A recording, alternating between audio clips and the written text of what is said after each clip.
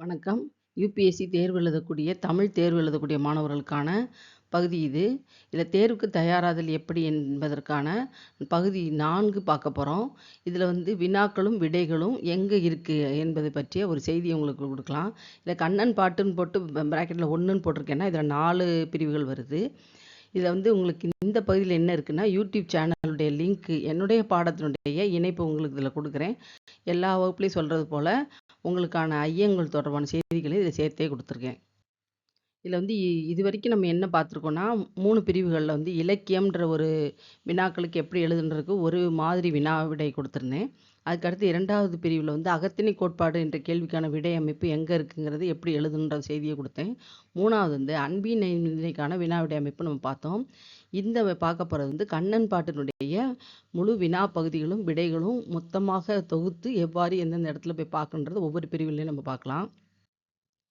இப்போ வந்து 2024 தாள் 2ல் 150 சொற்களுக்கு மிகாமல் விடையளி என்ற கேள்வி என்ன இருக்குன்னா, கண்ணன் பாட்டில் பதிவாகியுள்ள பக்தி கருத்துக்களை விளக்குக என்று 10 மதிப்பெண் கேட்டிருக்காங்க. அதுக்கு அடுத்து இந்த யூடியூப் சேனலில் என்ன லிங்க் வருதுன்னா 2001லேருந்து 2019 வரைக்கான வினா தொகுப்பு மொத்தமாக ஒரே இடத்துல கண்ணன் பாட்டு மொத்தமாகவே உங்களுக்கு தொகுத்து அது எப்படி படிக்கணுன்ற செய்தியை நம்ம கொடுத்துருக்கோம். அந்த லிங்க்கு தான் இப்போ வருது.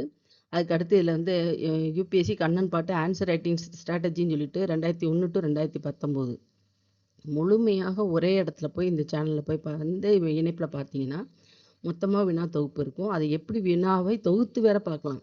இப்போ கண்ணனை தாயாக கேட்குறது எந்தெந்த ஆண்டில் வந்திருக்கு, கண்ணனை வந்து சேவகனாக கண்ணனோட சேவகனை தொடர்படுத்தி வருகின்ற பகுதிகள் எத்தனை கேள்விகள் வருது, எல்லாமே தொகுத்து 19 வரைக்கும் இருக்குது.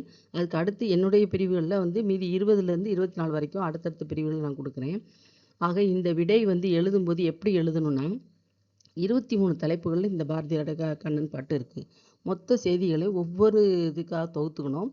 அந்த ஒவ்வொரு பாடலுடைய பொருளையும் எழுதும்போது பாடல் அடிகளை சேர்த்துக்கிட்டே வரணும். பக்க வரைகளுக்கு ஏற்ப விடை தயாரித்து வச்சுக்கணும். எந்த வகையான மதிப்பெண்கள் கேட்டாலும் வினாக்களுக்கு விடை அளிக்கலாம்.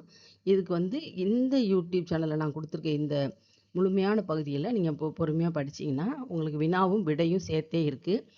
மேலும் உங்களுக்கு வந்து தேவையான ஐயங்களை நீங்கள் இதில் பதிவிட்டும் கூட உங்களுடைய ஐயங்களை தெளிவுபடுத்திக்கலாம்.